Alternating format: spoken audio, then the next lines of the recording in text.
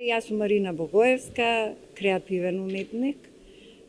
Секоја година правам вакви дела. Оваа година решив да бидат игри со танцот на боите, како што се вика и самата изложба, значи абстракција.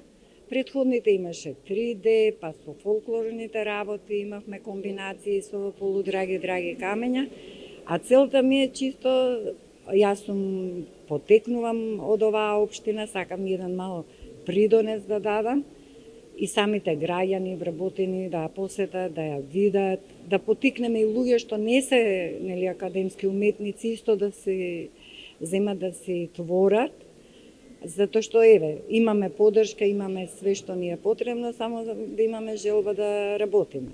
Со оглед на тоа дека сте креативен уметник, од каде ги црпите, од каде добивате инспирација за овие дела? Од секојдневието, значи самото движење на природата, на луѓето, начинот на живот, сето тоа е вклопено во секое дело. И затоа секое дело е можеби различно видувано, бидејќи ова е абстрактно, секој на свој начин го гледа. Јас ги гледам на еден начин, сосема друг, затоа и игрите на боите се интересни, за да може секој на свој начин да ги види сликите. Рековте дека општина Карпош е поддржувач на овој проект, тоа значи дека и изминатите години е дадена безрезервна поддршка и оваа година. Оваа година исто, си остана сето тоа што беше и од порано, проектите си течат, ја бев пресреќна што и понатаму ќе можеме да соработуваме.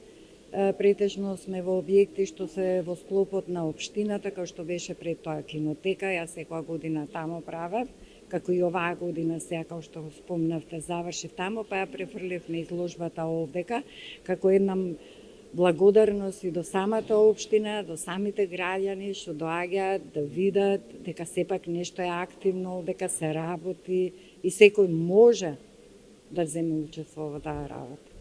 Кинотека на Македонија, општина Карпош, дали можеби на некое друго место планирате да ги преселите овие дела за да ги видат и другите жители, не само на Карпош, туку и на Скопје? Добро, може, како што ја барем истата идеја ја имам, се надевам и градоначалникот ќе има збратимени општини, па можеме да речеме да ја пренесеме во кисела вода, прво да почнеме нели во самата во градот, колку што знам исто имаме соработка нели надвор, исто да направиме размена. Така да јас мислам дека е тоа една убава идеја што не мора да биде затворена само во овој дел. И самата авторка кажа дека општина Карпош дава безрезервна поддршка кога станува збор за културата, за уметноста, за негувањето на традицијата. Ете и овој пат општина Карпош го даде својот максимум. Мене ми е особено задоволствие што денеска во просториите на општинската зграда можеме да ја погледнеме оваа изложба Танцот на боите од Марина Богоевска.